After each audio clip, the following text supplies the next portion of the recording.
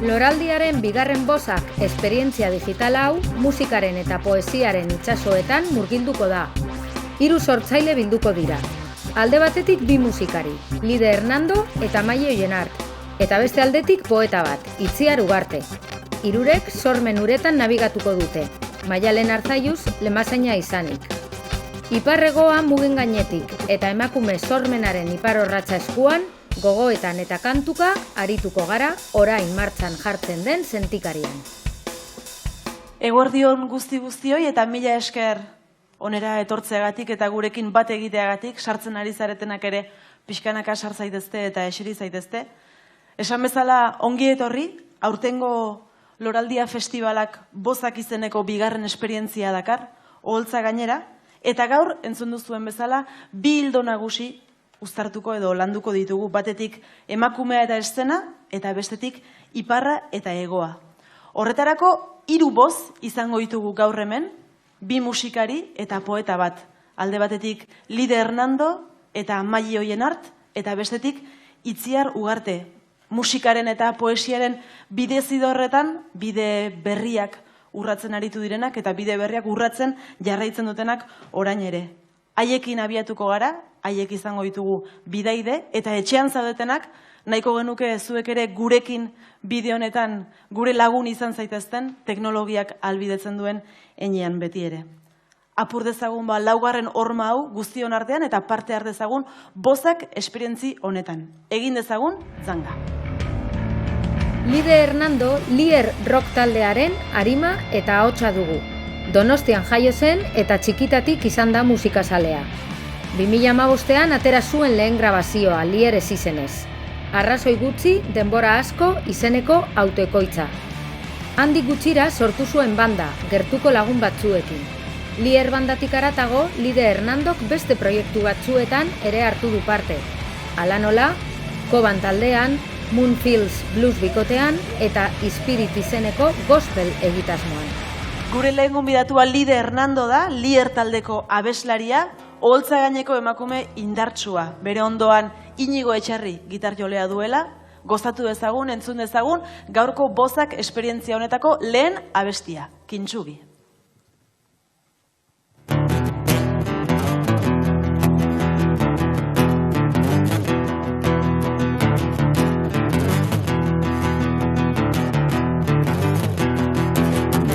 Irten ginen egan, eren zuge dungeskarekin, jakin gabe jausteak, egin gozi gula inbeste min, hautsi ginen baina zati guztiak hartu, hor baina kurrez bete eta aurrera jarraitu.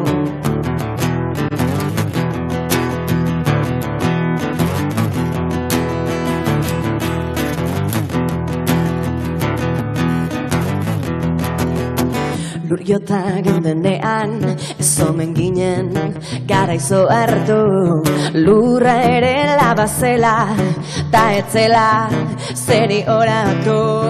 Hautsi ginen baina zati guztiak hartu, arrakala kurrez bete eta aurrera jarraitu. Zeru bertza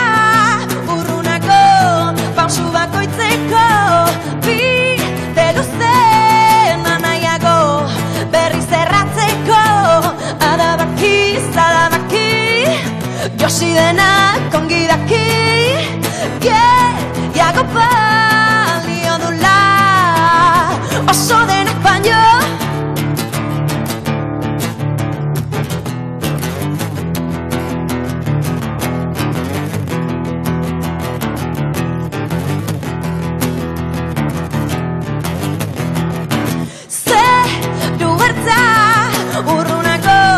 Pausu bakoitzeko, bide luzen anaiako, berriz erratzeko, adabaki, josi denak ongi daki, gehiago balio dula, oso denak baino.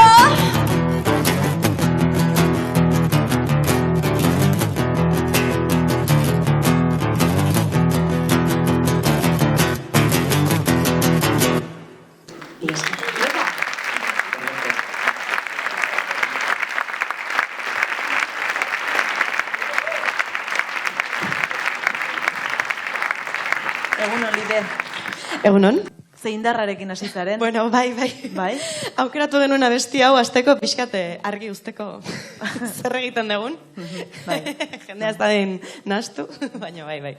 Kintsugi izena du zure abesti honek. Kintsugi da zuzen ere, bizitzaren orbainen edertasuna aldarrikatzen duen filosofia, ez da? Hola, Japoniati dator, eta hautsitako keramikak berriz lotu eta hoien edertasuna aldarrikatzen duena. Bai, ala da. Bueno, teknika japoniar bat da, esan dezun bezala, eta bueno, urrearekin erreparatzen dituzte objektuak, eta horrela, orbainak, zikatrizak edo, urre kolorez nabarmentzen dituzte, eta horrekin edertasuna. Eta bueno, pixkat bizi filosofia bat ere bada, ez? Pixkat apurtzearen edertasuna erakusten duena edo aldarrikatzen duena. Eta hutsazen helmuga zure disko berriko lehen kantak horrela izena du, Kintsugi. Zer esan nahi du, disko hau ere nolabait orbainetatik sortu dela? Hala da, bai. Hain zuzen ere, denok dakigun bezala, pandemia honek baldintzatutako disko bat izan da, guztiz. Piskat aldendu nahi izan genuen gai horretatik, baino egia da bete-betean geundela hor, eta gure emozio guztiek horrekin zer ikusia zeukatela. Orduan, pentsatu genuen ez diogu uko egingo sentimendu honi, eta honi buruz idatziko dugu. Eta, diskoak irekitzen duen abestia, hain zuzen ere honi buruzkoa da. Eta orbainik handien agian izan ziteken zure aurreko diskoa, pandemia aurretik atera zenuen, hasi zinen zabaltzen, eta bam. Claro. Hain zuzen hori gertatu zitzaigun, ez? Aurreko diskoa, hemen erensueak daude, izan zela justo 2008ko Otsaiaren 28an atera genuen disko hori. Ondo kalkulatuta. Eta hortik, 2 astetara, denok etxera. Orduan, imaginatuko dezuen bezala, krak handi bat izan zen, guretzako, eta hortik etorri zen urrengo diskoa, ez? Piskat, apur bat pentsatzen egon ginen zer egin, eta esan genuen gagoazen aurrera. Ezin dugu hontan gelditu. Terapeutikoa izan da. Hori da, disko terapeutikoa da azken hau. Eta nola irudikatu behar dugu Lier taldea orduan pandemia garaian? Nola sortu dira abestiak edo ze geldirik etzarete egon? Ez, hasiera batean bai, ala beharrez, geldik egon ginen, ezin genuelako jo, ezin genuelako gure diskoa jende aurrean aurkeztu, pixkat frustrantea izan zen. Eta, nola irudikatu dezakegu, pozik ez geunden. Orduan, hori, nahiko triste, pena genuen, lan handia hartu genuelako aurreko diskateratzen, ia 2 urteko lana izan zen, eta, pixkat asimilatzen, ez? Izan zen, taldekide bakoitza bere zikloa eduki zuen, ez? Askotan esaten da dolu prozesuak, ez? Hainbat fase dituela. Kasu honetan ere bai, ez? Batzuk ukaziotik hasi ginen, ezin genuen, esaten genuen, aurrera, guk aldegu denarekin. Gero ja, onartzen dezu, eta pixkat bajoia datorrez, eta gero pixkanaka, frustrazioa, aserrea, eta gero ja, astezea itxaropen pixkat ikusten, edo ikusten ez bada, behintzat eraikitzen, ez? Esaten duzu, aurrera egin behar da. Horrela, hemen estankatuta ezin dugu gelditu. Eta izugarrizko sorkuntza izan duzu, nola sortu duzue? Disko bat pandemia garaian. Gehien bat hemen Inigo Etxarrik, beste talekideak, berak itxialdian geundela, sortzeari ekin zion. Nik adibidez ezin nuen, beste talekidek ere ez, zoen burua hortatik ez egin nahian. Eta, bera, ez dakit, etxean zehola, hasi zen abestiak sortu, eta egun baten esan zigun, baditut 15 bat abesti, nahi badituzu entzun, eta pentsatuko dugu, ea honekin beste disko bat egin edo gehiago itxaron. Eta, ala izan zen, gustatu zitzezkigun. Eta hutsazen helmuga, izenburua pixkat Oteizianoa da, ezta? Bai. Badauka zerbait hortik? Bai, Oteiza ere badago. Bai. Ez genuen gehiegi sartu nahi izan, ze ez dugu ere master bat egin Oteizan, eta hemen Oteizari buruz asko daki jendeak, orduan. Ez genuen, bazpare, tesi bat egin nahi izan, baina bai. Oteizak utxunearen inguruan, utxune espaziala eta, kulturalaren inguruan daukan dituen hainbat ideia ere sartu ditugu diskoan. Eta zure elkarrizketa batean, Lide, entzun dut, zure disko bakoitzaren izenburuak baduela hitz kopuruekin alako jolas bat. Bai. Bai? Bai. Zure lehen dabiziko diskoak izena zuen? Hauts. Bigarrenak? Temploak erre. Hirugarrenak? Hemen eren sugeak daude. Eta orain, 4. Eta hutsa zen helmuga, bai. 1, 2, 3 eta 4. Bai, hori da. Hori zer da? Horrela da? Jolas bat, Bai? ez dakit. Ez dakit nola hasi zen, nik uste 3. diskoan hasi zela. Hauts eta tenpluak erre, kasualitatez, sortu ziren horrela. Eta 3. diskoa ateratzea gindoa zenean, hor ja esan nun. Zergatik ez dugu 3 hitzeko izenburu bat jartzen. Eta ja hurrengoa, hurrengoak laguki behar ditu. Ja hurrengoak, ez dakit, 5. Bueno, 5 hitz motzekin ere, badaude kriston titulo luzeak. 11 eta hola ja komplikatu alizateke. Bai. Bueno, gusiko dugu, jarraitu edo ez, printzipioz, agian bai. Lide, hitzak zuk idazten dituzu? Gehienak bai. Eta disko berri honetan ze hitzen artean egingo dugu bidaia? Esan nahi dut, ze emozio daude edo zer transmititzen duzu? Hain zuzen ere, hasieran esan dudan bezala, pandemiak eragindako emozioetan oinarrituta dago, eta pixkat bidaia emozional bat egiten du, ez? Kintsugirekin hasten da, nahiko abesti potentea da, eta itxaropentsua, ez nola baita esaten du, hautsi gera, baina aurrera egingo dugu, ze erreparatu egiten den horrek gehiago balio du, ez? Orain gure orbainekin gehiago balio dugu. Gero pixkat aurreraka doa eta sartzen da hor pesimismo baten, eta badaude abesti batzuk austuraren inguruan, norberaren austuren eta frustrazioen inguruan hitz egiten dutenak. Eta gero pixkanaka goaz pixkat oteizaren utxerantz edo bidaiatzen, eta pixkat oteizak utxa ulertzen zuen eran, berak utxa gauza positibotzat hartzen zuen, berarentzako utxa zen, sortzera bultzatzen zintuen edo zer, ez? Espazio huts bat, horri huts bat, horri zuri bat, berarentzako da itxaropena. Orduan pixkat filosofia hortatik hartuta, gu pandemiaren ondorio sartu garen utxune sozial kulturan honetan, aurrera egin behar dugu, eta espazio honek utziko digu aukera sortzeko, betetzeko, ez? Gauza arte gehiagorekin, kultura gehiagorekin. Lide, zu emakumea zara? Dagoeneko esperientzia desentea duzu holtza gainean. Lier taldearekin baituzue 4 disko, eta aurrera jarraitzen duzue. Positiboa izan da zuretzat emakumea izatea, edo oztopoak jarri dizkizu?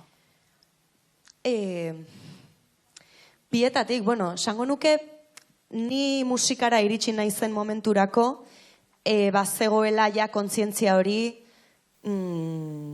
emakume on artean laguntzearena batetik, eta bestetik bai jaialdietan, bai herriko jaietan, bai beti kontuan hartzeko behar bat dago edo batzutan inposizioa da, ez? Udaletik datorrena edo dena delako, ez? Kuota bat betetzearena. Baina, nola edo ala, horrek azkenean guri positiboki eragin dugu. Horrek ez dukentzen, tratu aldetik batzutan bai nabaritu detela diskriminazio hori, ez? Adibidez? Edo, batzutan diskriminazio positiboa dena, baino era berean kontziente zarela, ez? Batzutan herritako jai batzuetan adibidez jartzen zaituzte bi talde emakumezkoekin, ez? Baina ez daukate inungo zer ikusirik ez genero aldetik, ez estena aldetik, da besterik gabe jarri dituzte bi emakume dituzten taldeak, eta edo inkluso deitu batzuetan, ezakit non jotzeko, eta esatezu, ezin dut, eta orduan esate dizute, ezagutzezu beste emakumeren bat dagoen talderik gomendatzen diguzu? Nahi dezu egotea hau edo beste, ez batzutan ematen du deitzen dizutela besterik gabe emakumea zarelako. Zein izan dira zure referentziak emakume gisa? Kanpokoak edo hemen Euskal Herrikoak bertakoak? Ni hasieran, txikitatik eta barre etxean igual ez diatea euskal musika gilegi jarri, eta gehiago ikitut kanpoko referentziak, gehien bat musika beltzetik datozen emakumea hotxak, badela eta James, Aretha Franklin, Whitney Houston, Alicia Keys, pixkat atzetik aurrera eginez, ez? Eta gero Euskal Herrian, niri guztan zitzizkian estenatokian indartsuak ziren emakumeak, Sorkun bat, Ines Osinaga bat, ez horrelako potenteak ziren emakumeak. Lide, nik zu ikusi zaitut, zuzenean, eta zu ere oso indartsua zara, estena gainean. Mila esker.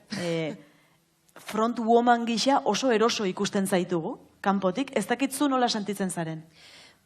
Orain, esan dezaket eroso nagoela, baina prozesu bat izan da. Azkenan, nik 6-7 urte dara matzate estena gainean. Eta, bueno, hasiera batean oso konstiente nintzen ematen nuen pausu bakoitzaz, ez?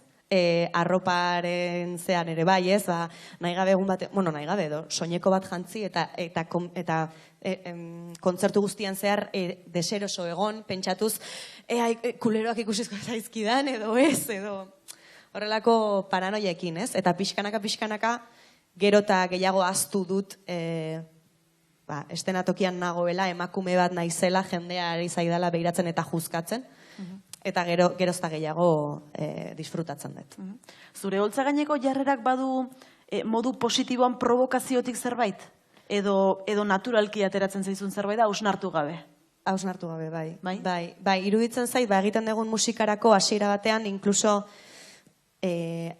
retraitu negoela hasiera batean, ez? Eta pixkanaka egiten dugun musikarekin, jun naiz askatzen eta mugitzen, eta orain, norbaitek bideoren bat grabatzen badut eta ikusten badut, konexioa ikusten dut. Egiten dugun musika eta daukaten jarrerarekin. Lehen aldiz, pixkat makil bat bezala negoen, ez? Musika fuerteak sonatzen zuen, baina nego nola pixkat kontzentratua gitarra ondo jotzen, abesten, intonatzen, eta orain naturalago iruditzen. Orain askezara. Bai, askeago. Zure konfort zonatik ateratzea gustatzen omen zaizu? Bai. Zertan adibidez, holtza gainean zertan, edo musikan? Hombre, nik uste nabaritzen dela konfort zonatik ateratzea gustatzen zaidala, sortzen ditudan melodietan ja, zeren ez zait gustatzen, gustatzen zait monotonia ahotsean, baina beti jartzen dizkiot erronkak nire buruari, ez? Eskalan nahiko bera eta gora egitea gustatzen zait edo behintzat exigitzen dion nire buruari, ez? Ez dakit, probatzeko, nik uste musikari askoren jarduna asko dela, helburua dela ikasten jutea, ez? Eta perfekzionatzen jutea. Orduan, estankatzen bazera zuk ja egiten dakizun horretan, ez dakit, aspertzen zea, ni bintzat aspertzen naiz, orduan, melodia bat sortzerako orduan beti pentsatzen dut. Venga, egingo ez, edo giro arraroren bat, eta horre goten naizen saiatzen atera arte, ez? Gauza biek. Zure konfortzona kontzertuak badira. Nik jendeari gomendatuko diot Lide ikustera joatea. Hau ja pertsonalki, benetan merezi duelako. Orain 3 abesti abestuko dizkiguzu. Zer abestuko diguzu, Lide? Abestuko dugu lehenik Zure azal, izeneko abesti geldoa, oraina pixkat pultsazioa jetxiko ditugu. Gero Nor zaren ere, dela azken diskoko aurrerapen abesti bestela atera genuena. Eta amaitzeko Hasi, beste balada bat. Oso, mi Lide hartu zure lekoa. Mila esker.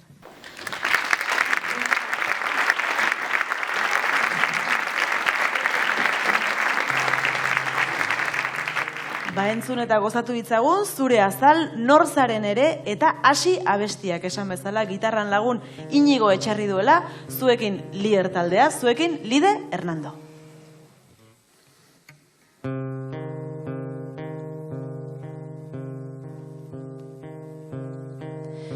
Saiatu naiz bilatzen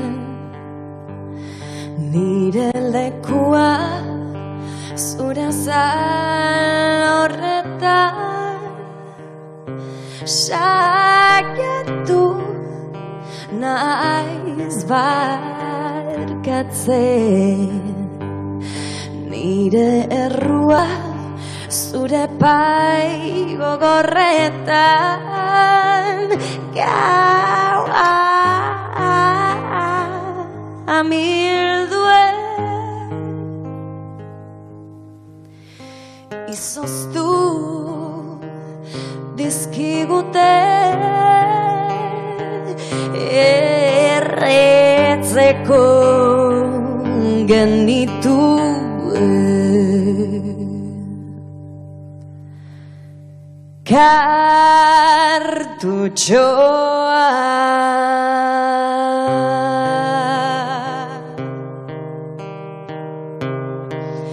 Ta izutu nauzu paliazoek lez, ta egurtu naute zure besarkade, eta paperak eguneratuta izan arren oraindik ez dut topatu nire lekua zure zen.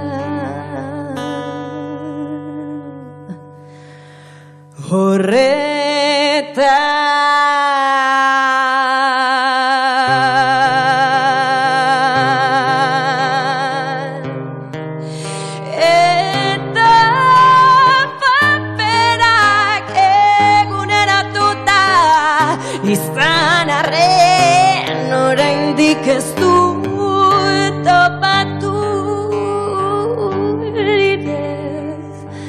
nire lekua zure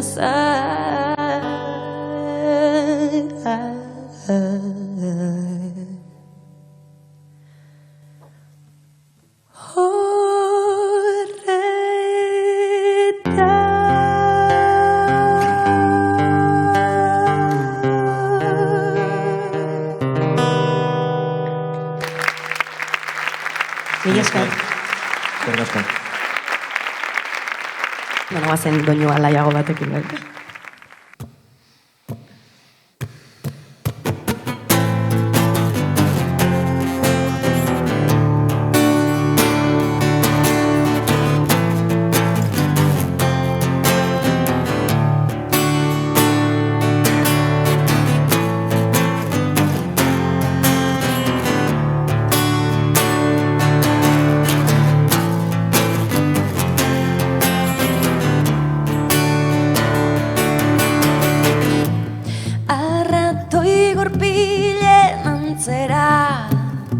Doazegunak atzeranzko iesa isiltasuna dena hartzen doan nenean oiuka hasten zait barrua dopamina eskuka baten truke nire izena ere salgai jarriko nuke Montua distiratxua den ben Zoriona berdi jasan gaitza onben Ez dakin noiz jabetu nintzen Gu ez garela gure bizitzen jabe Besten atxekabe eta pozen Jonkia naiz kobazulotik irten gabe Dopamina eskuka baten truke Nire izena ere salgai jarriko nuke Montua distiratxua den ben Zoriona berdi jasan gaitza onben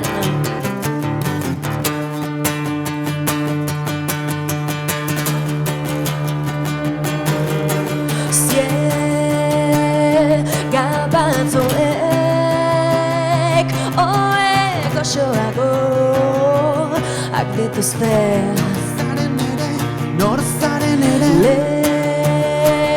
Lehioak lorez Bete eta etxea Zaborrez ustel Nor zaren ere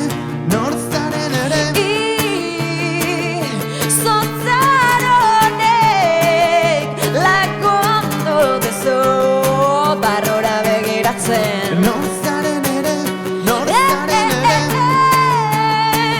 Kaputzu beltzortan Takoenak barrez Esan dizu Nor zaren ere ez dakizu Nor zaren ere Nor zaren ere Nor zaren ere Nor zaren ere Nor zaren ere Nor zaren ere Nor zaren ere Nor zaren ere Nor zaren ere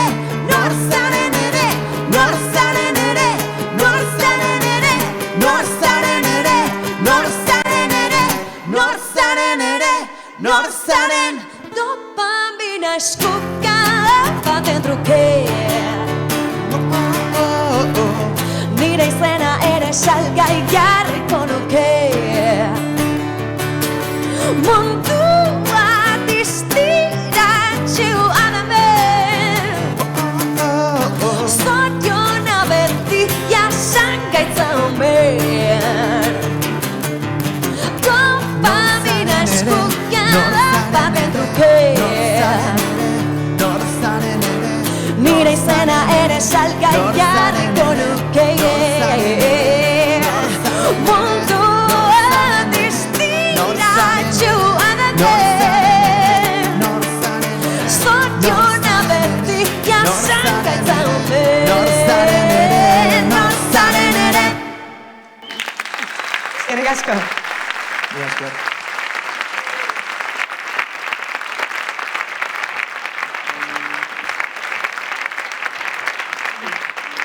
Gara zen azkenekin. Hau da, hasi.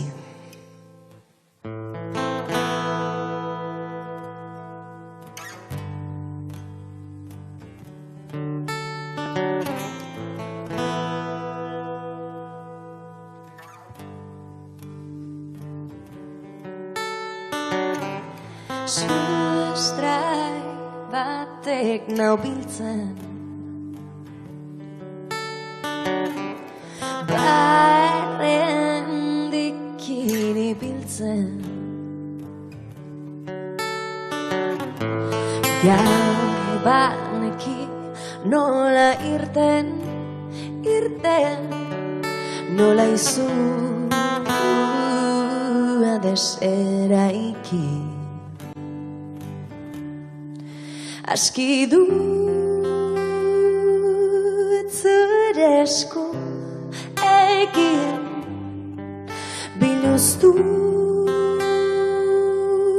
nazazu emekin Ta aztu nahi nuke orainaz gainez erdenik Baretzeko ez du behar bestetik Gau azkar da hurbiltzen Utsonek nau erdibitzen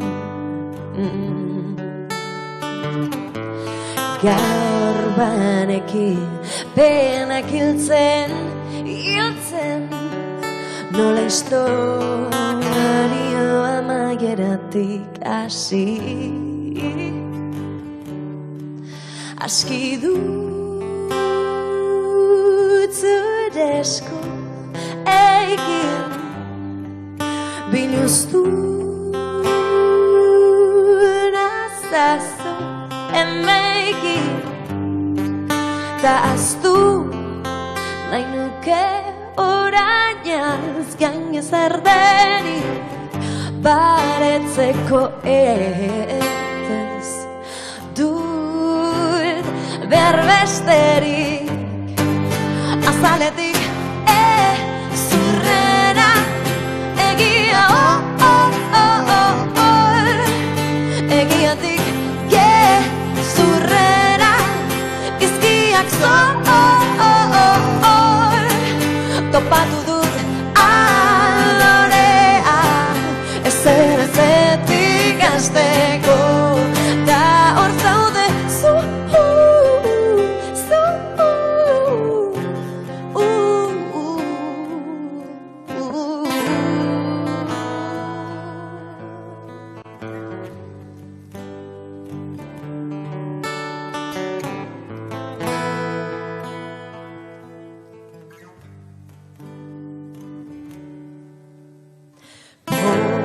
Zelan asko nintzen, urrez nintzen estali Geruza gabiluztuz egia desestali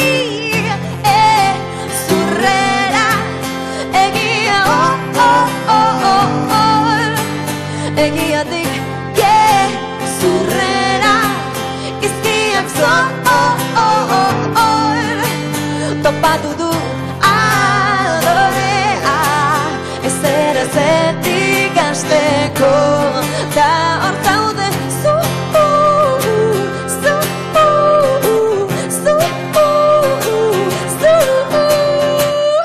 sustrai batek nau biltzen barrean dikiri biltzen gaur banekin nola irten gaur banekin nola irten gaua azkarta urbiltzen olar banekin penak hiltzen nola historio amaieratik hasi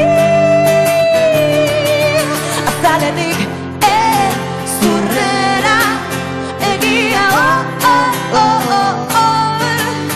egiatik zurrera izkiak topatu dut adorea ezer ezetik hasteko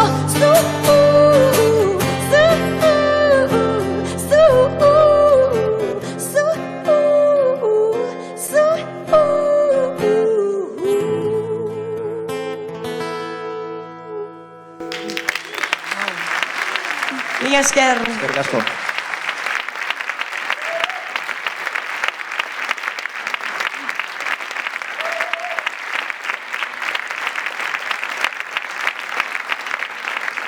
Mila esker Inigo eta Lide, gero berriz izango ditugu gurekin, eta bozak esperientzia honekin aurrera jarraituko dugu. Digitala izanik bideokonferentzia bat ere badugu martxan, eta beste aldean dugu Amaia Ozerin. Amaiak hainbat kontu kontatzeaz gain. Zuk esan bezala, esperientzia digital honetan badugu galdera bat odeian dantzan. Azken egunetan gainera sare sozialetan ere plazaratu duguna. Eta gaur erantzuna ematen saiatuko gara. Nola gaindi dezakegu iparraren eta hegoaren arteko gure muga. Arro eta ozenki esan ohi dugu, 7 bat Agustin Saok sortu zuen leloa, baina realitatea bestelakoa da. Gure herria mugaz lepo dago hegoaldean eta iparraldean, eta batez ere hego eta iparren artean. Nola gainditu muga hori? Horretaz berba egiteko, 2 musikari, poeta bat eta bertsolari bat dugu Guggenheimeko eszenatokian.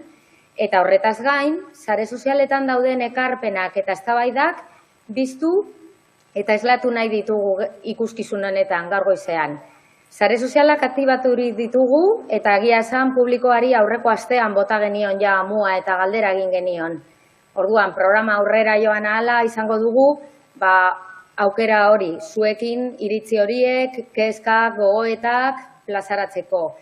Adierazi nahi duzuena, zabalik dago kanala, eta pantailan ikusten duzuen traolarekin partekatu dezakezuen nahi duzuena. Mila esker Amaia, eta adi hemen Guggenheimen zaudeten guztiok, eta baita etxetan zaudetenok ere parte hartzeko aukera zabaldu delako. Guk bitartean Amaia aurrera jarraituko dugu, eta urrengo gonbidatua ezagutu nahiko genuke Itziar Ugarte poeta. Amaia, zer duzu esateko Itziar Ugarte poetari buruz? Itziar Ugarte Oñatin sortu zen orain dela 26 urte. Gaur egun kazetari lanetan aritzen da Berruia egunkariaren kultur sailean. Loraldian ezagutu genuen, Itu bandaren partaidea esanik 2017an gure festivalean parte hartu baitzuen. Susa argitaletxean ere editore lanetan dabil, eta bere lehen poema liburua aurreko Durangoko azokoan aurkeztu zuen. Gu gabe ere. Itziar Ugarte gurekin modu digitalean egingo du bat, bere bisita hor pantailaz bestaldetik egingo du, eta lehenik eta behin bere poema bat errezitatzeko eskatu diogu, Etorkizuna. Etorkizuna. Bizikleta bat etxe aurreko kale argiari lotuta. Kafe usaina dago goizean, eta bezperako ardo botilak mailan. Gorputz bat, ispilu aurrean bere buruari begira. Egin gabeko ohe bat, loreak, diskoak bueltaka eta telefonoan gonbidapen bat, erantzunaren zain. Nola liteke dena irabazteko izan eta dena galtzeko beldur hau. Nola liteke dena irabazteko izan eta dena galtzeko beldur hau, horrela amaitzen du Itziar Ugartek bere olerkia, egia esan galdetzea erresa da, erantzutea ez agian hainbeste, eta guk Itziarri ere galdera luzatu nahi izan diogu, ezta? Nola ikusten duen iparraren eta hegoaren arteko muga hori, eta berak bere esperientziatik erantzun digu. Gogoan daukate behin apuntatu izana Jose Azurmendiren aipu bat, ez, aipatzen zuen Euskal Herria atomizatu honen aurrean soilik kulturgintzak esan dezakeela nazioa non bildu edo, ez? Eta uste dut ipar eta hego Euskal Herriaren kasuan ere garbia dela nire esperientziatik edo kulturgintzak pixka bat ez egin dit beste batzutan hain presente dagoen muga hori, ez? Gogoan daukatu metatko lehenengo kontzertutako bat izan zela justo Mai Oienart, Niko Etxart, Aita Dominik Etxart, Robert Arandaburu eta Ariu Truku eta egon zenlako kontzertu sorta handi bat herrian eta inpaktua erodetzen dute oso ondo eta gerora ere Ipar Euskal Herrira besteak beste edo batetxere joan izan naiz kulturgintzako baitzorduetara, ez? Izan zelako biltzarra, izan EHZ, Usopop, edo bestelako kontuetara, ez? Eta hor ikusten duzu askotan guk ere nola elikatzen dugun batzutan mugaren sentsazio hori eta nola kulturgintza daukagula hor ere bai erresistentzia dema oraindik gure lanaren ematen diona oraindik, ez? Motorra erresistentzia dema da, erresistentzia hartarako fronte potenteena eta ederrena kulturgintza dela, ez? Eta horrek pixka bat ez egiten duela, papurtzen duela muga madarikatu hori. Kulturgintzak pixkatxo bat apurtzen omen du muga madarikatu hori, hortxe Itziarren hitzak eta berekin solasean jarraitu dugu eta hain zuzen ere bere sormena nundik abiatzen den, nundik pizten den galdetu nahi izan diogu. Irakurle izatetik, musikazala izatetik, zinemazala izatetik, hortik egiten duzu saltoa zu ere sortzen hastera edo pixka zure gogoetak edo pentsatzen dituzun gauzak edo beste forma bat ematen saiatzeko ariketa hortara, ez? Eta poesia tarte hortan ikuste dute humus hortan izan dela oso presentea edo ez aparteko alor bat, oso interrota gondana beste gauza batzuken batera. Beti sentitut izan dituela liburu asko oso eskura eta horrean ezela pikoteatzen eta gero 16 urte, 15 urte buelta hortan azten zarenean lehenengo literaturlehiaketak eta irabazten eta horre jendea ezagutzen gazteak konpartitzen duzunak zaraitasun horiek ere goratzen naiz ez Bukowski bat adibidez orduan deskubritu izana baten bitartez edo garai hortan guretzat sarrien handian irakurtzea zer izan zen, ez? Askorentzat izan den bezala.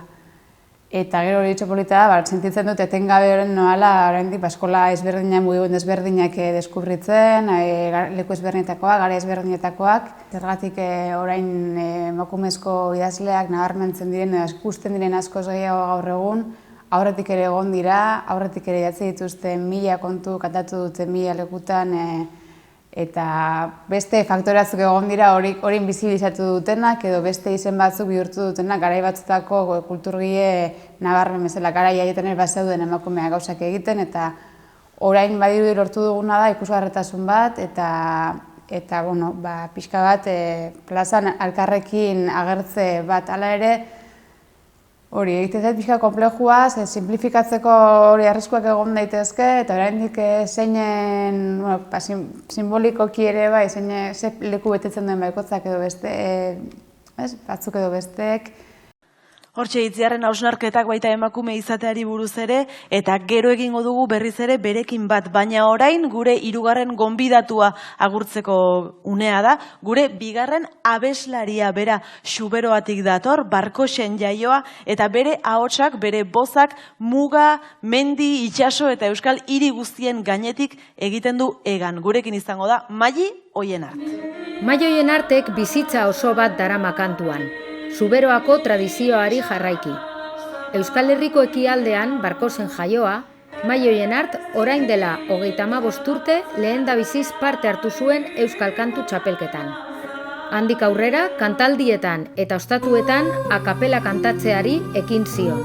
4 disko eder grabatu ditu, bertan gure poeta handienen poemak musikatu ditu. Itxaro Borda, Jon Mirande, Bernardo Atxaga, Leire Bilbao. Honez gain, 11 kolaborazio burutu ditu euskal musikari ugariekin.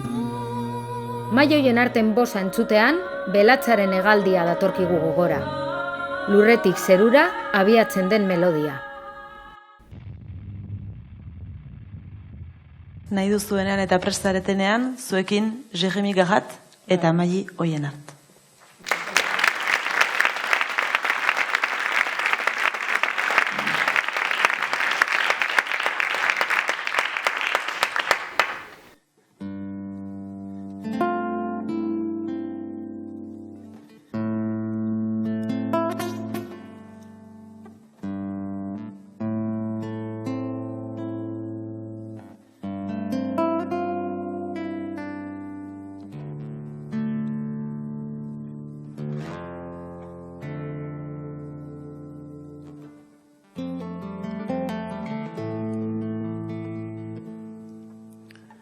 Sarmagari bat badi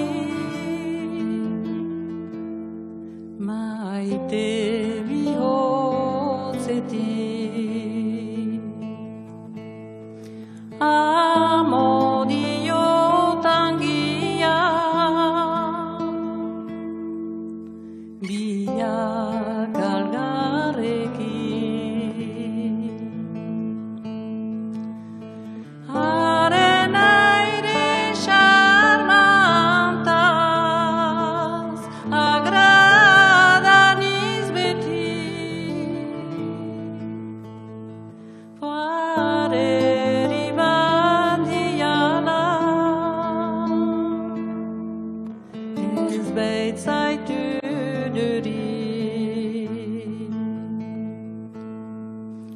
Nola zeraiten duzu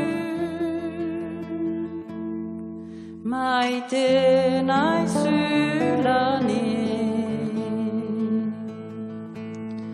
korte egiten zaude zu beste jororik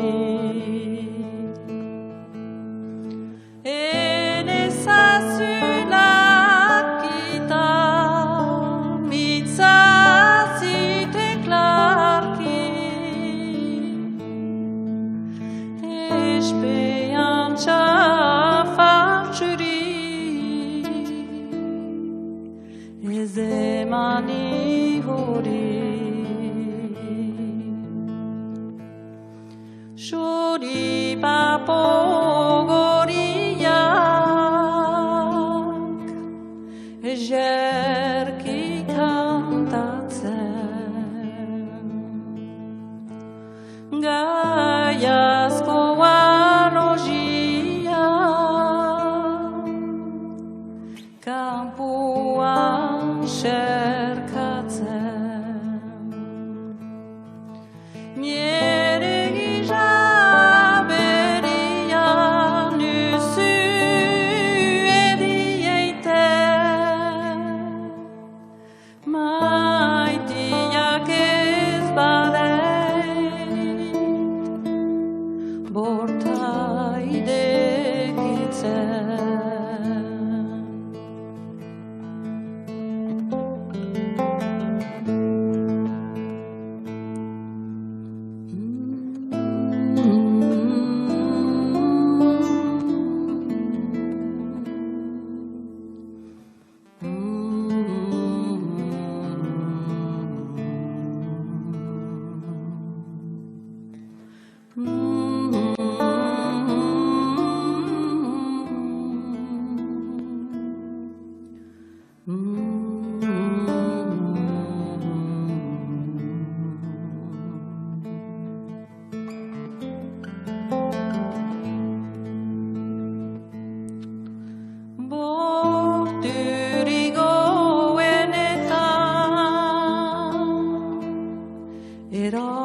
Erortzen elhur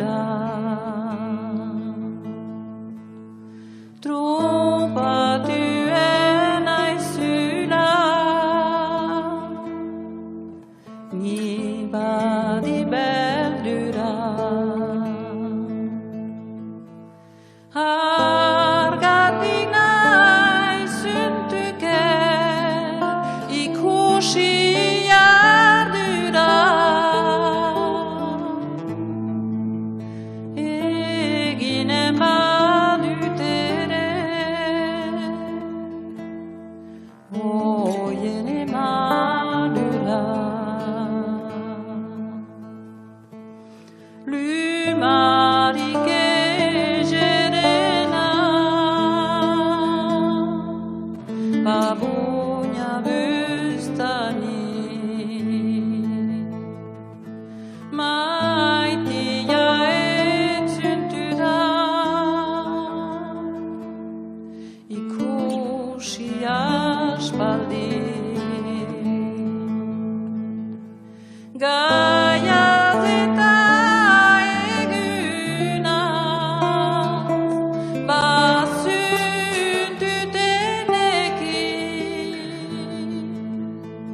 nien ainteremeia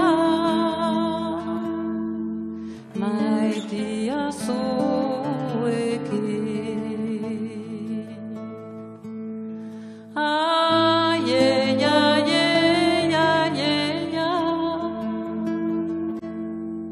Hau da doloria Bi maite ukeneta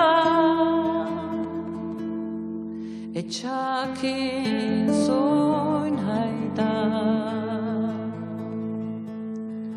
Bata dizu txapela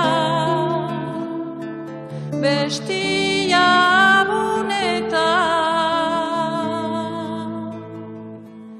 Txapeldun joida Oiene bihotza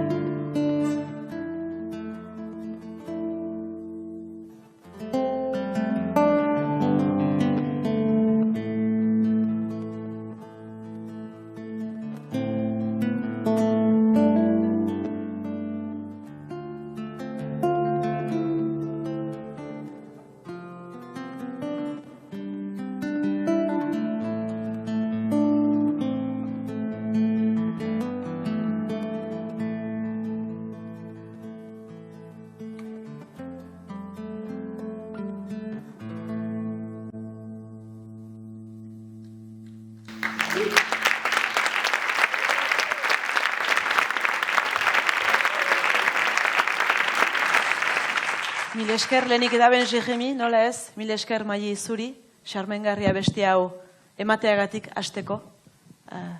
Siberuatik Bilbora jintzara, bozak ekimen honetan. Ez dakit zuretzat bide naturala ote den Siberuatik Bilbora egiten duzuna? Bideak eramaiten gaitu, azkenean behin abiatuta, enetzat oso pozgarria da beti bide horren egitea. Maili, Siberuatik begiratuta nola ikusten duzu gaur egungo euskal sorkuntza, gaur egungo euskal kantagintza? Egia eran ez dut kantagintzak denak ez ditut ezagutzen ondo, eta batzuk gutxi. Beti bada indarra euskal herri honetan, ene ustez, bai kantagitzan, bai beste arte moduetan. Eta momentu batetan ikusten pentsatzen aldugu hau behera doala, baina pizten dira beti gauzak. Siberutar kantagintzak beti izan du bere lekua, euskal sorkuntzan, beti izan da erreferentzia bat, modu batez. Gaur egun oraindik ikusten duzu baduela bere lekua, Siberuko kantagintzak? Hori ez dakit. Argi, ez dut argi. Siberuko kanta izan da begiratua, bezala altxor moduko gauza bat bezala luzaz, eta hori izan da ituri bezala momentu batean izan zen, hasteko. Eta hoain aldatzen ari da, hoi. Oizko kantagintza pixkanaka ez da entzuten asko oizkoa. Bai sortzen diren gauzak, hortik sortzen diren gauzak segitzen dute, biztan da. Eta bertan, Siberuan, kantagintzak ze indar du momentu honetan? Dezagun, konparatzen badugu dantza, adibidez, oso azkar da Siberuan. Dantza taldeak badira herri guztitan, eta urtero badira gaiak, dantza non lantzen den, eta kantagintza askoz gutxiago lantzen da. Hala ere badira beti kantu xapelketak, eta badira gauza horiek, eta umeak ikusten dira aldioro, eta oso kantari onak ateatzen dira beti, famili batzutan transmititzen dute hau, bai. Zure elkarrizketa batean irakurria dut, Maili, nola aur txikiei kantatzen baldin bazaie, aur txiki horiek haunditzen direnean kantatuko dutela.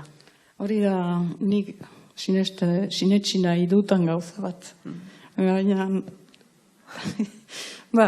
batzutan egia da, eta beste batzutan ezan beste, aitortu behar. Eta, adibide, behin izan ginen Georgian, eta famili batean egon ginen lotan, eta hor sortu ziren aste hortan bizkiak. Eta aste bat egon ginenan, eta aste batez ez ginituen entzun ume hauek, nigarez. Ez ginitun entzun. Ama eta amama biak horzien, denbora osoan, izketan, kantuz, umei, denbora guzian, eta umeak isila egon ziren. Eta hor pentsatu nuen, hau da giltza. Ez dakien, soberaniok. Baina, egiazki, pentsatu nuen, kantuaren bitartez, umeak zaintzen direla asko, eta beraiek hartzen dute hau, bere gorputzean dute gero. Zuk hola ikasi duzu kantuz? Ez da. Egia da. Ni egia nahi duzu jakin. Ezke, laborantza batean bizi izan naiz urtetan, eta gehienik maite nuen kantuz ikastea ene traktoren gainen, oiukatzez, bai, eta gehien bat hor ikasi dut kantatzen. Traktoreren gainean? Bai. Bada gauza bat harritzen gaituena, Maili, eta da, ez duzula ikasketarik kantuari begira? Ez eta kantuari begira, eta ez beste gauza gutxi begira. Egunero ikasteko gai. Baina ez dakit noizbait faltan bota izan duzu, zu kantuan aritu zarenean, beste musikariekin aritu zarenean, musika gintzako jakintza hori, ez? Jakintza teoriko hori. Bai, hori falta zait asko, eta musikariek biloak kentzaituzte batzutan. Ulertzeko gehien bat ikasi utalako kanpoan kantatzen, aire librean, ritmorik gabe, edo haizearen indararekin, edo kanpoko gauzekin, eta azkenean gero olako gunetan geratzeko nahiko desbardin izaten da, giroa. Lehen aipatu dituzu aurrari kantuz ama eta amama, ezta? Erreferentzia femininoak. Zuk zure inguruan kantu gintzan, izan dituzu erreferentzia femininoak? Egia, eran. Bai, izan dira batzu, ni gazte nintzalaik ezautu nuen Maite Idirin, eta entzuten nuen irratia etzen, denbora hartan baizik, eta entzuten genuen Estitxu izan zera, edo Lourdes Iriondo, edo baganakien bazirela kantari batzu, baina ez ginitun han bat ezautzen. Eta gero pixkanaka Amaia Zubiria eta ezagutu ditugu geroztiko kantarisak. Han iparraldekoak pixka bat gehiago. Bai. Eta irakurri dut zure lehen lanak edo pixka bat Michel Etxekoparrekin eta bar egin zenituela. Zu zinen emakume bakarra zure inguru hartan edo oholtza gainean esan nahi dut? Bai, ekin nintzalai bai, 3 kotean ibilikinen, eta bai, eta oso aberatsa izan zen hau, hartzean aiak ezagutu ginituen, eta beste jende asko. Oizko kanta, pixka bat defendatzen ginuen. Lehen lideri galdegin diot, ea nola bizi duen ez, pixkat bere emakumetasuna. Jende aintzinean, kantu gintzan, oholtza gainean, zuk nola bizi izan duzu?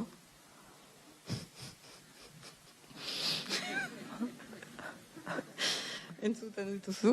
Bai. Ni oholtzak inoiz ez ditut maite ukan, eta ala ere, han nago. Hori da, egia hori da. Eta azkenean, bai, zailtasuna da niretzat aldi oro, eta ala ere, desafio bezala, bai, joaten naiz. Eta azkenean, gainditzeko behar horrekin. Eta sentitu duzu, gainditu dituzula zure barruko muga batzuk, denborarekin? Aldi oro, berriz, gainditu behar dira. Bai? Bai. Ez nahi zuzu biltzen, urtean behin edo bi, orduan. Hala ere jakin duzu, Maili, emakume zinguratzen momentu batzutan kolaborazioekin, Itxaro Bordarekin, edo Olatzu Gasti, Leire Bilbao, Juri Laderrak. Bai, Itxaro Borda da ituri bat enetako eta beste anitzen dako ere, bai. Ezke, oain dela gutxi, oaindik deitu diot, eta gehi bat behar ginuen norbaiten ehorzketarako, eta 2 ordu berandako, kantu bat bidali du. Eta denbora osoan hola ibiltzen gira, batzutan elkartzen gira, eta hitz egiten, eta elkar ezagutzen dugu ondo. Eta Leire Bilbaoena pixka bat beste gisa izan zen, poesia egunetan ean izan ginen, eta han ezagutu genuen, eta bere poema liburuska ateratzen ordu gaietan, eta deitu nion, ados izango zen kantu batzu musikatzen baginitu, eta bera poz. Bai. Eta gero beste emakume batzuekin ere bai izan gira kantatzen, eta batzutan. Maili, guretzat beti plazer bat azuk zure muga horiek gainditzea, eta gure aintzinean kantatzea. Nahiko ginuke orain beste zerbait ematea. Tresbaldi mazinateke? Bai. Zerra bestuko diguzu? Orduan, da beste Sibiroko kantu zahar bat, asko maite dutara. Astapenean kantu hau gure 3 kote honi proposatu nien, eta ez, hau ezin da kantatu. Eta zergatik, eta niri gustatzen zidan testu hau, baizik eta gehi hau, baztertzen ditugun jendeak hauei buruz gugapen bat ukaiteko. Agota da hori. Agota kantoia asko gustatzen zait. Eta horren ondoren kantatuko dugu Emazte favore. Bai, hau da Etxeparen kantu bat, emaztei buruz idatzi zuena, eta hau ere ez da askotan gertatu, apez batek idatzi emaztei favore, netzako sorpresa bat bezala izan zen hau, eta ala da beti. Eta azkenik, 20an. Bai, hau da Itxarok idatzi zuen poesia bilduma bat, 20 lain izena duena. Eta hor, kostaldetik Bilbora oinez joan zen, eta gune bakoitzean idatzi zuen kantu bat. Eta guk hau hautatu gintuen, eta pixka bat Bizkaian gien ezkero, zuentzat ere bai. Maili, hartzazu zure lekua.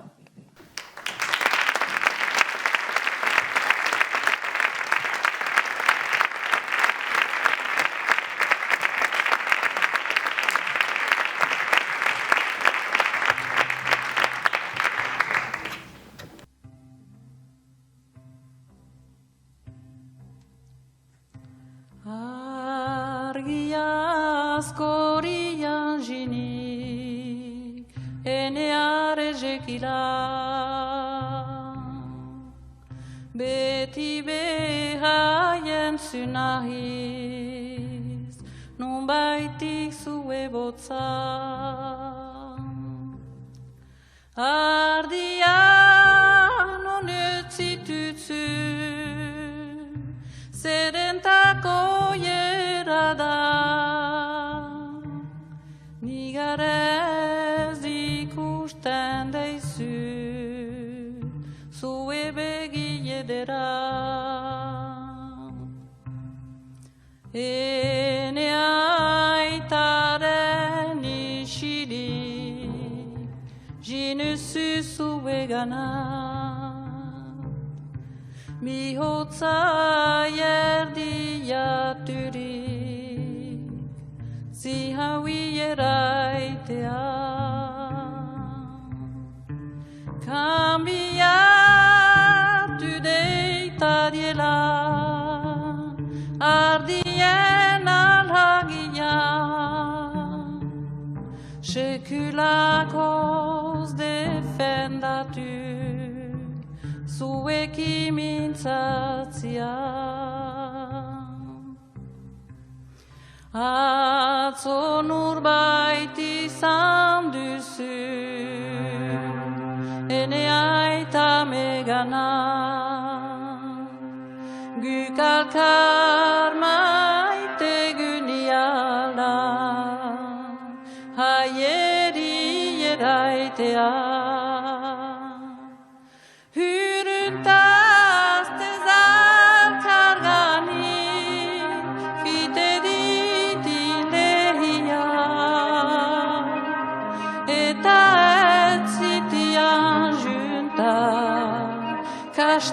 Kastago taikila,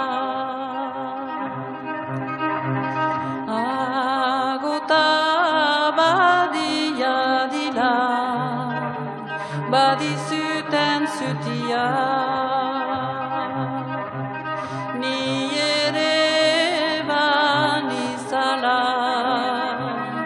errandeita dazia.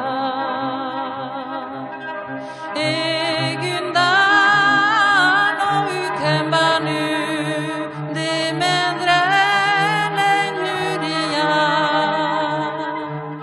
En ündüsün avjartue begila şovitea. Gentetan dene derena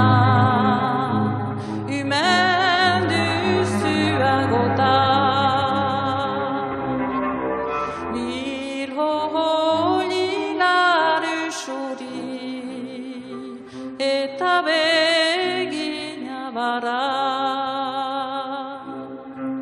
Nik ikusi hartzainetan, zuzia ederena.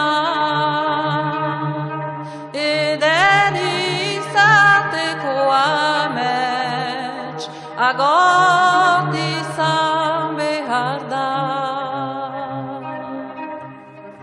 Soizun ontik ezagutzen, dien zoindien agota. Lehen sua egiten zaie, hari behariala. Bata handiago dizu, eta jaldiz bestia. Biribile torotari, bilhozungu batia.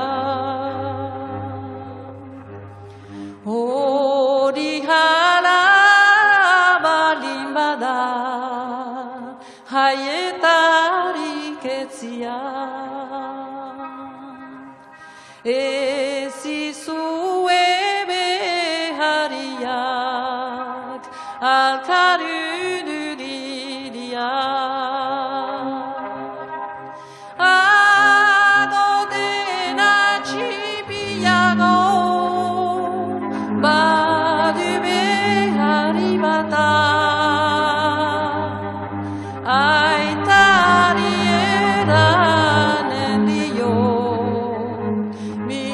bardin dutzula. Soizun ondik ezagutzen, dia zundienagotan.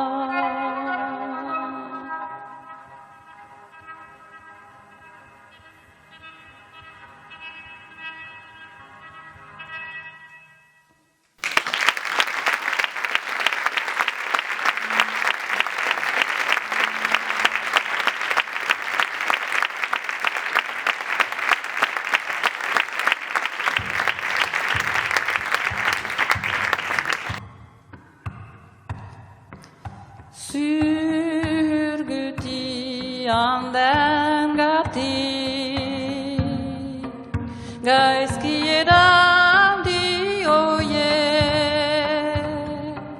haie zonkiera iteaz, honestago litzate,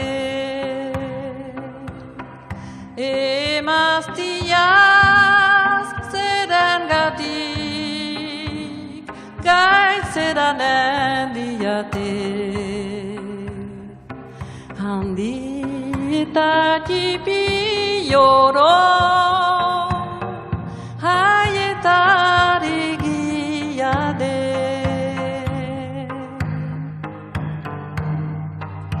Anden gaitzera eleoro, behar luke pentsatu, bera eta beste joro, nondik inaden sortu. Ama emazte dinalez, behar luke galtatu. Amagatik hande oro, behar luke goatu.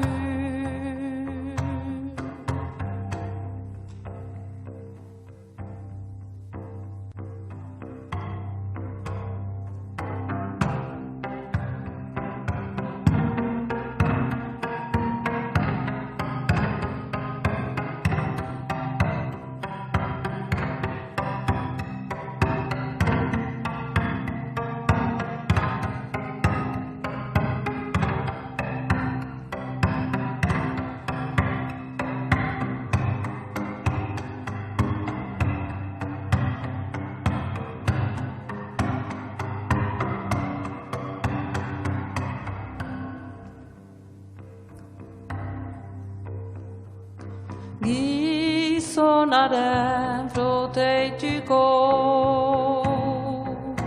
emaztia beti da, oro behin haietari, sortzen gila mundira, sortu eta hirginate, haikaz ez bagintza, hasiz geoz egun oroz, behar haren laguntza.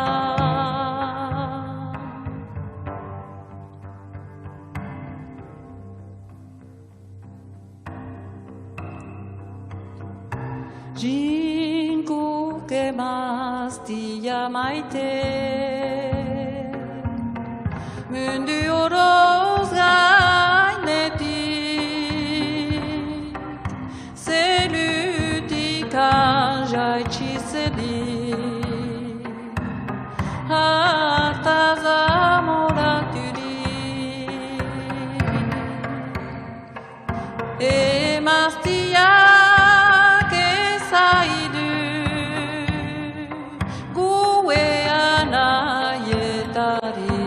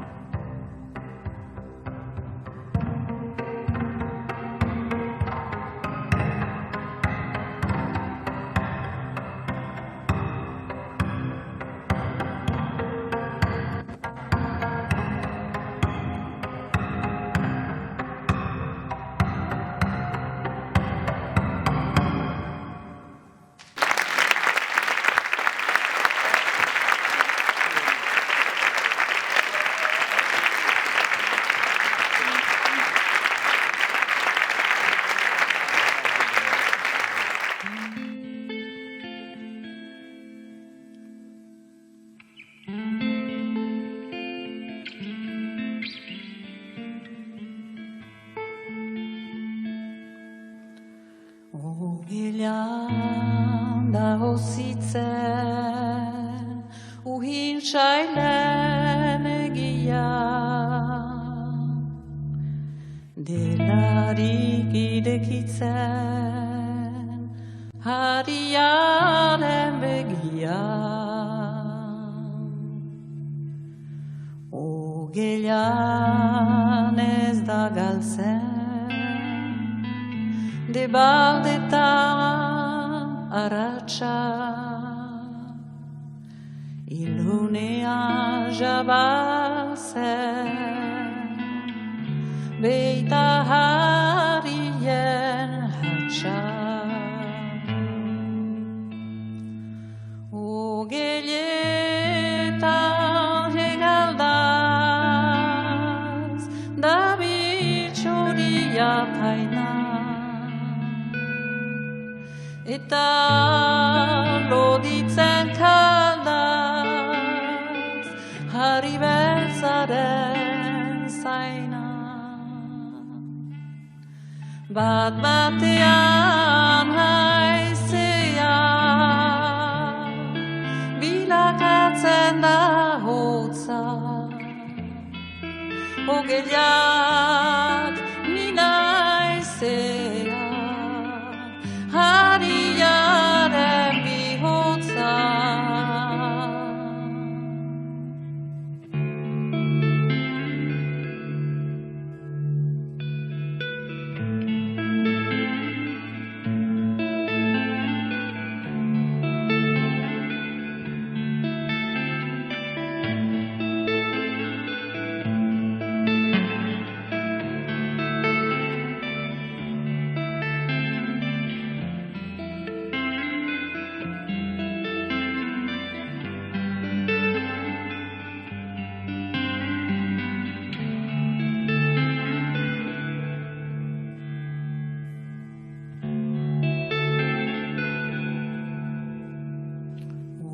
Ogeilan da erhausten, aditza eta hitza.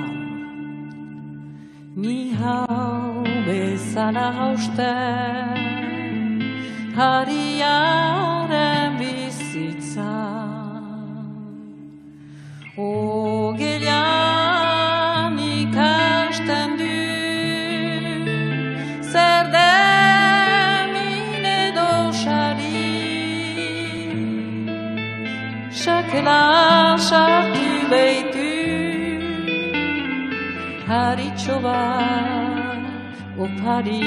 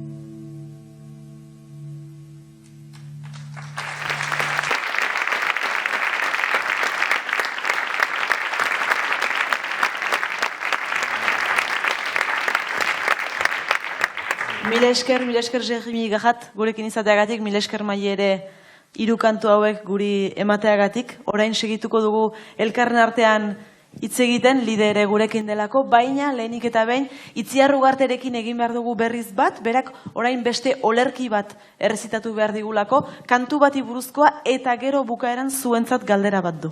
Beraz, ongi entzungo diogu. Itziar Ugarte, nahi duzunean. Bi kantari bildu zaretenez, aukeratu dut irakurtzeko bere barruan kantu bat izan dezake poema bat. Agopeko kantua. Hainbeste zuaitz eta bat berdina ez deneran, soilik norberak daraman mundu bat, gertuko nahen urrinean ere zertu ezin dena. Nor bizi duen nork bere adar sorberrituetan. Nor ari den ahopeko kantuan, dena isiltzen denean. Hutsik den etxean, zu ez beste inor gabe sartzean. Nik galdetu nahi nizueke ikusita zuen kontestuak oso ezberdinak direla, ez? Bate,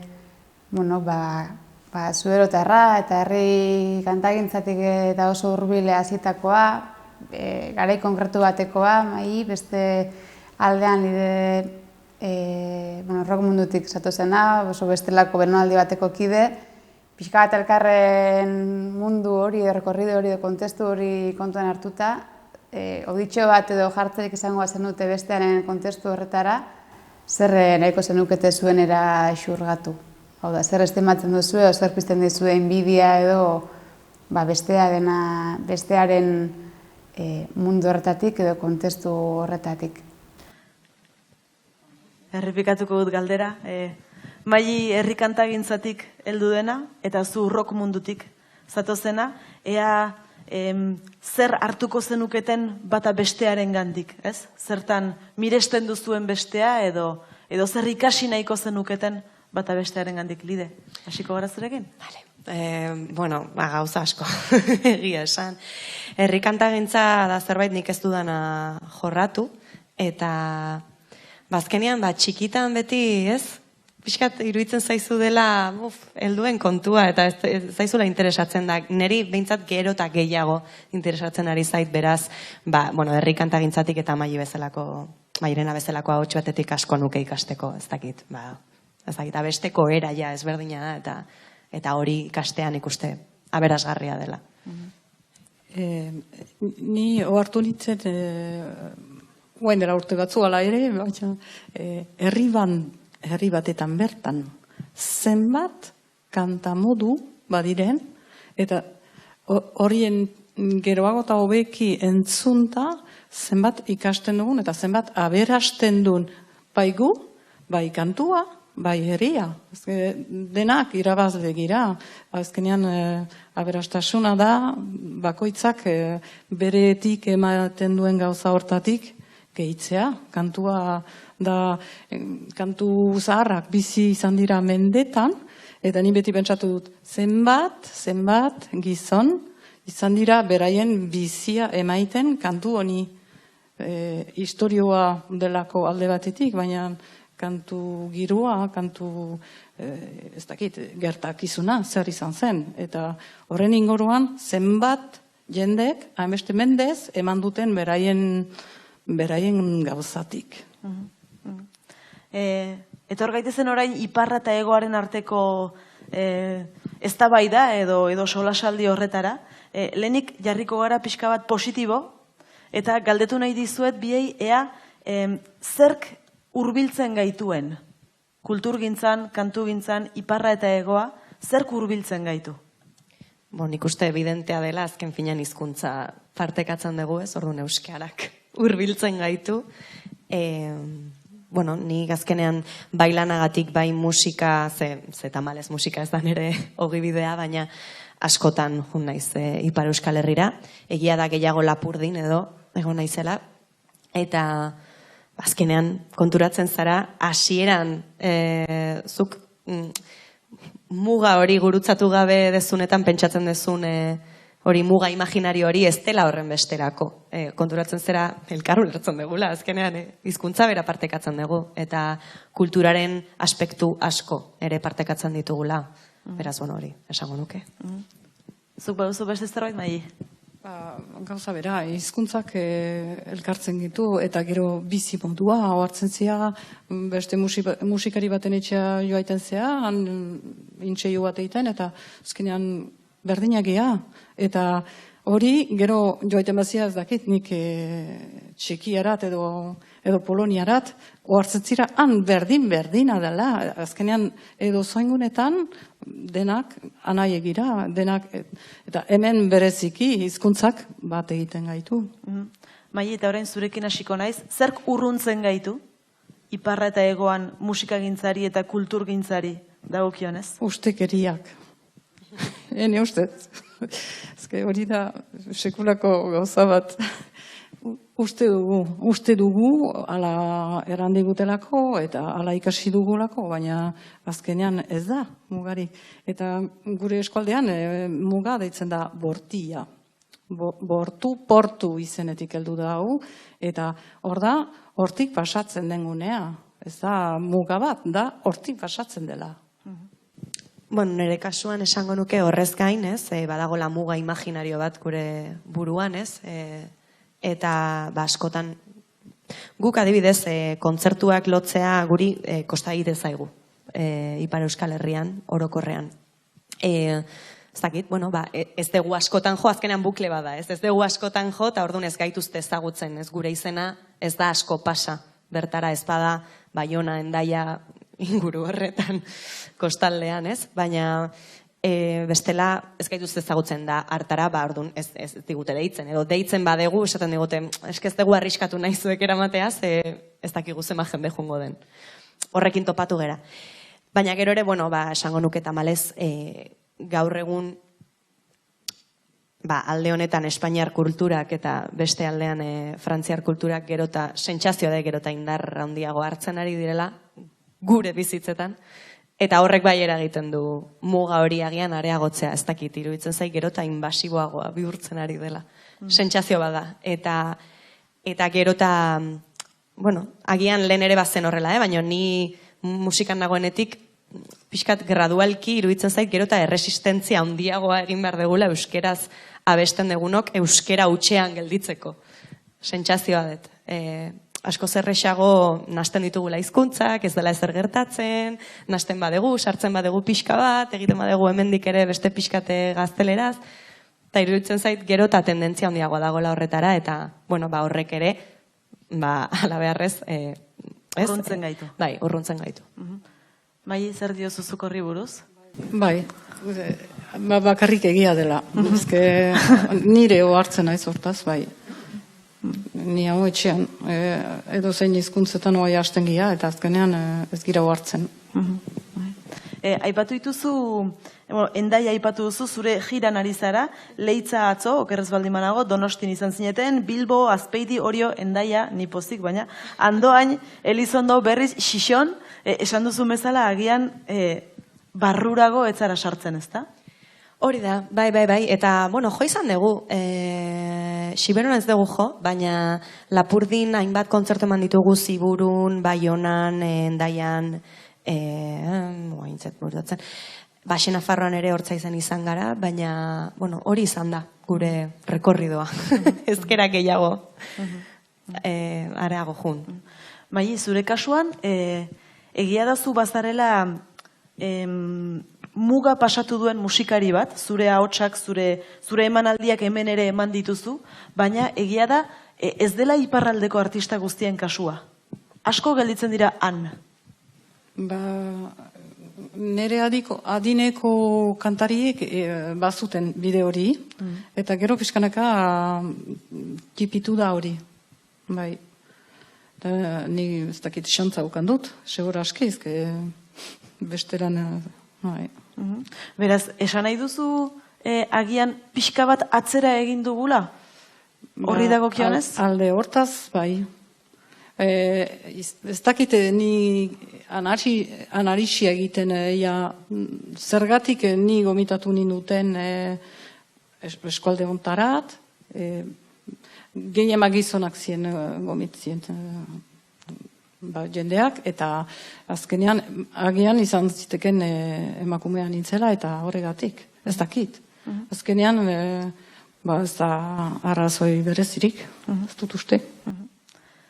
Gero bada beste zerbait, orain ari gara artista gisa, baina orain kontsumitzaile gisa, kultur kontsumitzaile gisa, lidezuk baduzu sentsazioa iparraldeko kultur eskaintza ezagutzen duzula, edo iristen zaigu hegoaldera, edo ez hainbeste? Ez, azalean gelditzen bazera, ez zaizu asko iristen. Nik uste egin behar dela, izan behartzeala oso, musikaren kasuan hitz eginez, melomanoa eta pixkat Euskal Herria nazio gisa ulertu, aldarrikatu eta pixkat hortik bazatoz lan pixkat eginez lortzen duzu. Ez da horren zaila ere, ezagutzea. Azkenan interes pixka jarri behar da, baina zure inertzian sartzen bazea eta Donostien eta Donosti aldeako abestiekin edo musikariekin gelditzen bazera, pues asko zerrexago iritsiko zaizu Bilbotik datorren norbait, ez badezu esfortzurik egiten eta bakarrik edabide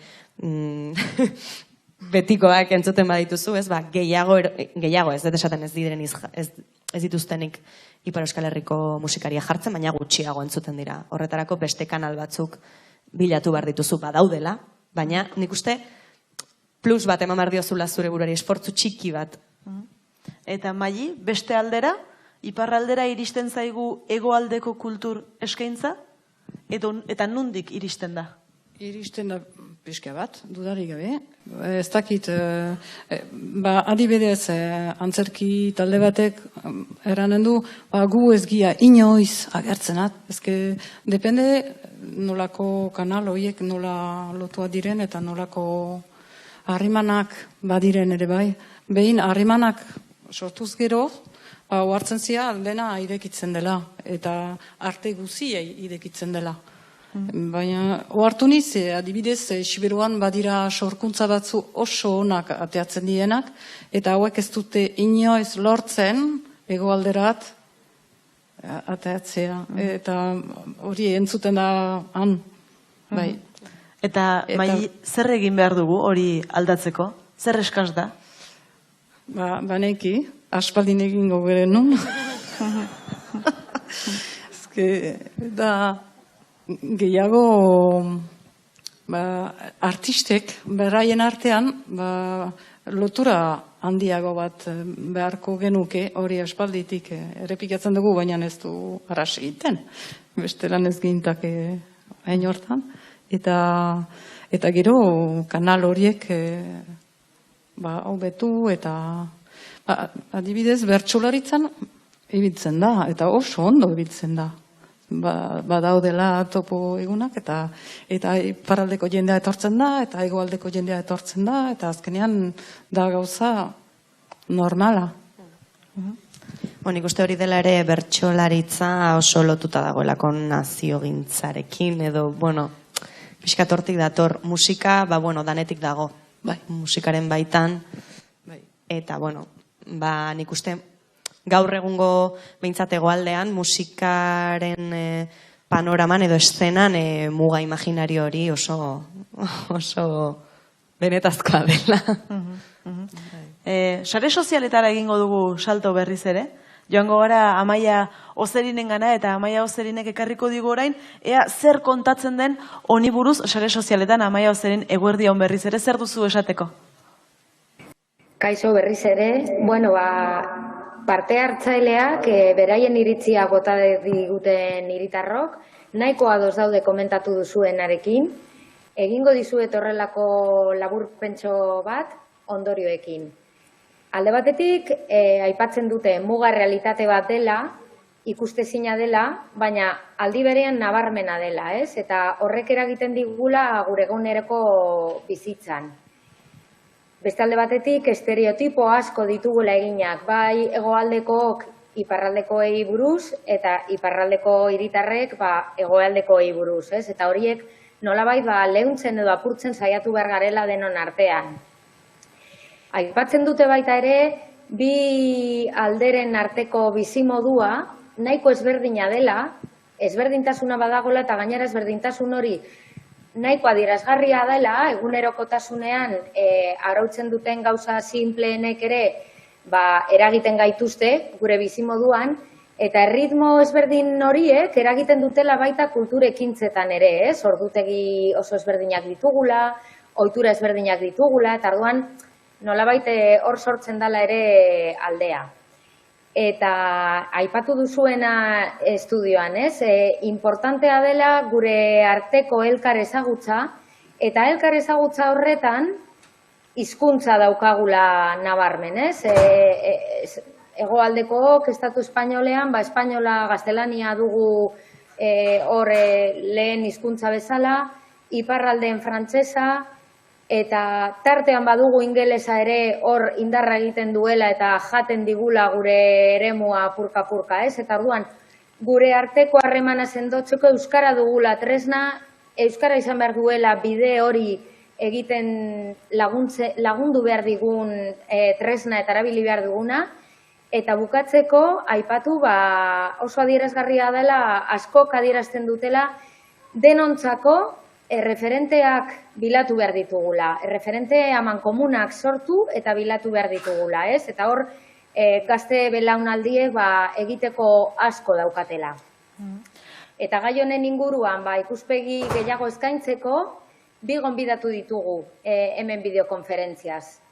Galdera bana egingo die. Alde batetik daukagu Joanes Etxebeste, Euskal Kultura Erakundeko ekiko zuzendaria dena, eta beste alde batetik Aitor Argote, euskaltzalea, AEK-ko irakaslea eta kultur dinamizatzailea. Egunon, Joanes eta Aitor, eta eskerrik asko, abentura honetan parte hartzeagatik. Joanes, zurekin hasiko naiz. Ekeren helburua da euskal kultura hedatzea, batez ere iparraldean, baina zuen misioa bada iparraldeko proposamenak hegoaldera hurbiltzea eta aldi berean hegoaldeko sormenak iparraldean plaza izan dezaten laguntzea. Zenolako zailtasunak aurkitzen dituzue bide horretan eta nola lagundu dezakete erakundeek muga administratibo hori gainditu eta osotasun batean gure proposamenak elkarrekin uler ditzagun? Egunon deneri, goraintzi bereziak Magi eta Jeremi, ez baititut Siberuan ufu ikusten, beraz aukera da ikusteko. Zaitasunak ni bi heinetan ikusten ditut, bi mailetan, lehenik eragileen mailan berean, uste dut eskual kulturan eragile asko ditugula, haien eremuetan, haien saretan lan egiten dutenak, hori uste dut bialetan egia dela. Gero haientzaten uste zaila dela burua altxatzea eta ikustea bestaldean ere badela zerbait eta ahimanak sortzen ditugula.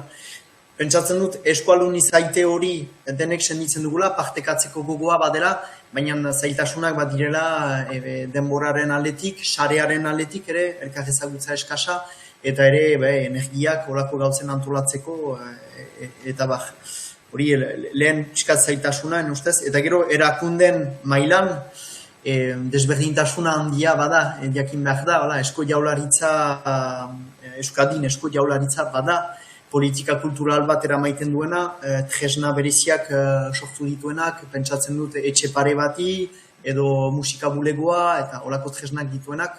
Iparraldean behar da jakin, olako tresnak, kultura tresna azkarrak bat direnak, frantziatik heldu direnak. Frantziakoa edo koreografia zentro egitzen, hori ere frantziatik heldu da, edo kontserbatoria. Eta azken finean, lekuietan eskual kultura ez da hainbat sartzen, edo luzaz ez da sartu.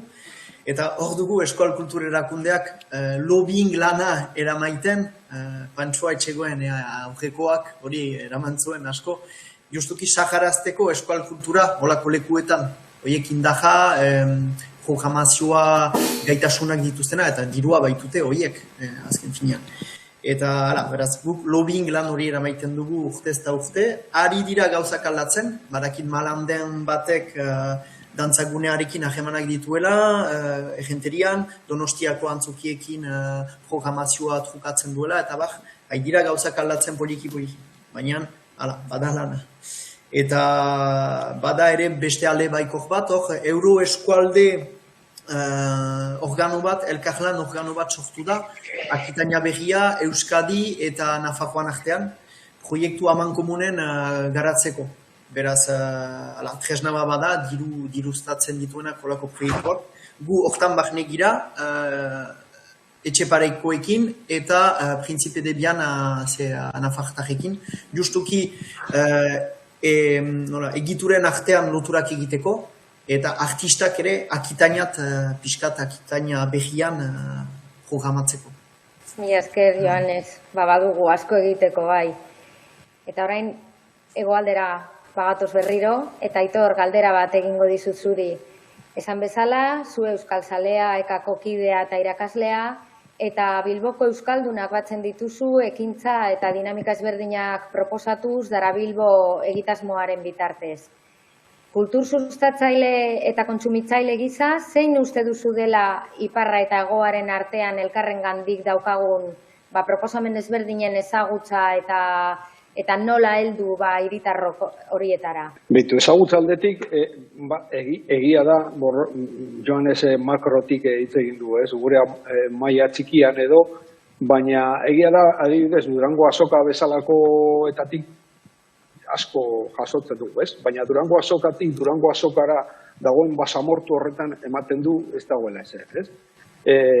Ezagutza aldetik nik uste dut egiten direla gauza txikiak, bai Hamaika telebistak, bai Euskal Herria zuzenean, edo beste zeratik, edo orain baditugu, edo informazio berez, badago, arroza bezalako zera irratien, zera aplikazioietatik, Baina gero hori zelan gauzatu. Eta orduan, behitu, lehenko gunean gurean egon zen Tasio Arkizia bere liburu berria orkestet, Jan eta Jabe, apur bat, elikadura buru jabetzaren zera bideti horretatik, eta kontatu zigun zelan hasi zen, Iparralde eta hegoalderen arteko harremana elikadura produktuekin, eta nola uztartzen dituzut, uste dut hortik asko ikastea dugu, Zelan, zorain nola pasatzen diren batetik bestera, Eta orduan, olako horren bat egin behar dugu modu txikia. Baina igual maila txikitik ere ezagutza hori, ezin gara itxoiten egon, Durangon, zer esango diguten, ahotsenean edo zeratan, abeze interesgarria den horretarako. Orduan, bide horretatik ere joko beharko genuke. Orduan, hiritarron esku dago, ezta? Ere, bai. Akoak. Mila esker biei, zuen ekarpenengatik eta Maialen hemendik hau izan da dena, ezenara bueltatzen gara zurekin. Mila esker Joanes Aitor eta mila esker Amaia, eta esan bezala esperientzia digital hau Amaierara iristen ari da, eta bukatzeko eskatuko dizuegu bai batari eta bai besteari, Lide eta Maili, azken abesti bat abestu dezazuen, bai? Beraz hartzatu zazute zuen lekua, ni bitartean agurtuko naiz. Mila esker benetan gurekin izatearren, bai hor zareten guztiok, bai etxean zareten guztiok, eta bai bi artistak zoazte hartu zazute, prestatu zaitezte zuen lekuetan, orain entzungo ditugu bi abesti, zulo bat gehiago eta denbora asko, eta bi kanta hauekin agurtuko zaituztegu, guretzat esperientzia ederra izan da, eta espero dugu zuek ere gozatu izana, Loraldia festivala hasi besterik ez da egin, hurrengo bi asteetan eskaintza zabala izango duzue, eta aprobetxatu zazue horrelako aukerak gutxitan izaten direlako. Ongi izan, eta hurrengo arte. Eta orain zuekin, Lide Hernando eta Inigo Etxarri. Mila esker. Eskerrik asko.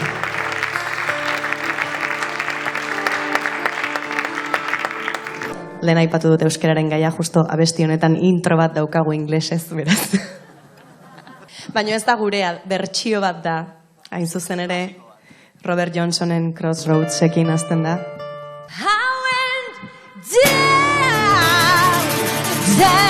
Down, down, down, down,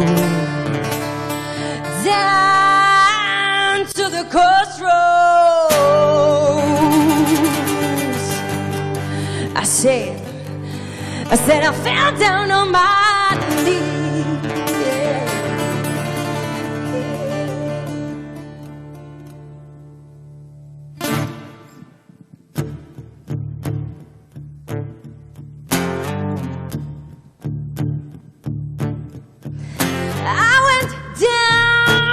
The crossroads, I fell down on my knees.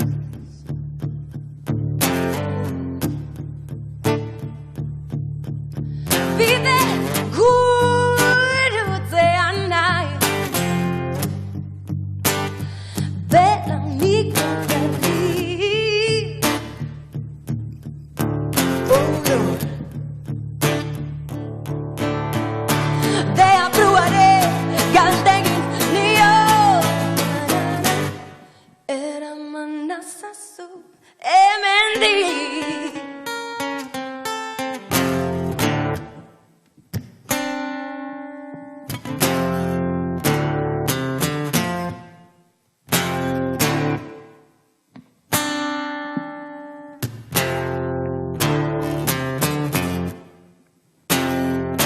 eraman azazu hemen dikurrun jada berdin zegnora. Ez galdetu nondik zuretzat ez da ona. Bidean taberna, nik bada nahi dut zerbait eramana ora. Tratu bat egin etzik ez desan, azkar jongo da denbora. Sororitateak gelditu zaitu neskaeri bat hartzera. Soroek aldiz ikusi nauten neskaro baten antzera. Horatzeko argi urdina danik uste dudan hori bera.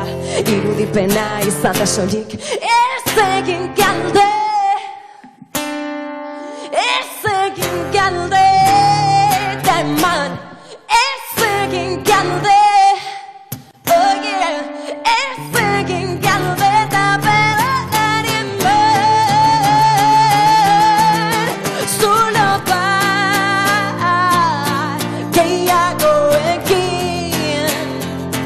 Didate eta orain hortiki ez doaz nire hortzaroak da zutik mantentzen nauen zurtasuna burra ta enegarren aldiz galdetu didazundean berriz nola iritsi naizen ona. Amore eman basango dizut ez da historio sakona. Duela biegun, tipo bat inun, ez dut gogoratzen nola. Kuleroak jaitxitan ituen talabanean otola. Uste dut zer egin zidan esateko beharrik ez dagola. Naiz badakidan esan da ere ez duela bat ere asola. Azkenean ni izango naiz lehen azagutzen kaiola. Zigarroari zupada eman da ez egin galde. Ez egin galdera gehiago. Ez egin galde. Ez egin galde da beharien bai. Zuno bai gehiago egin.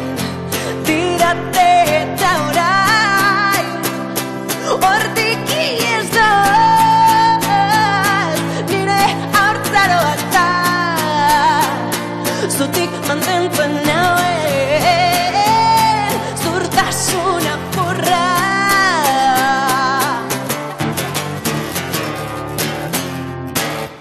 Mi esker.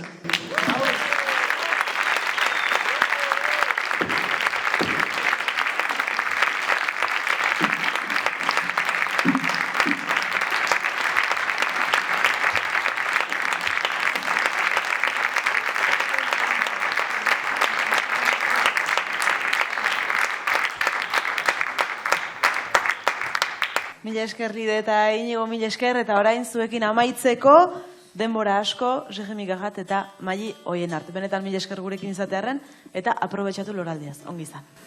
Itxaro Bordoain poema bada. Denbora asko behar da ulertzeko.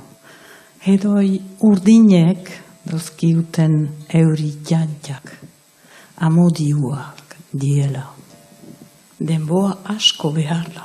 Garai batean saetxin genituen kideak, beti maite ditugula sinesteko.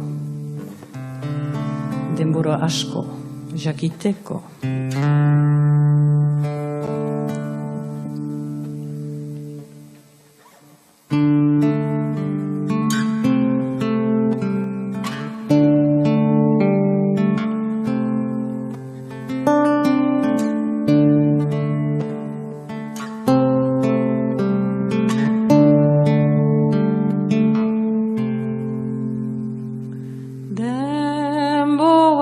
Asko behar da ulertzeko. Edoi urdinek datorkigun euri jantzak. Amodio bat dela.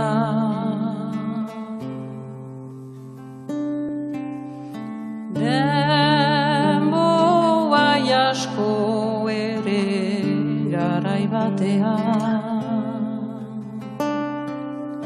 sahetxian genituen kideak, maite ditugula oaino, sinhesteko.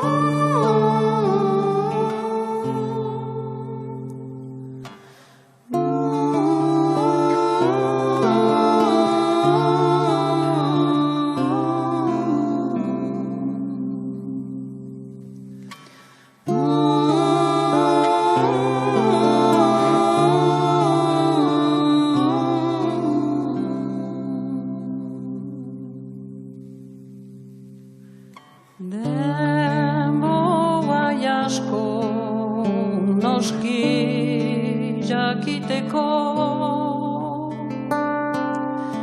aldaketa sakonen ordez higamena baino ez dugula. Hatxartzea eretzen gabiltzala egunero, denbora asko gai hartan betiako hausatzeko. Denbora asko, denbora asko, mineralizatzeko. Denbora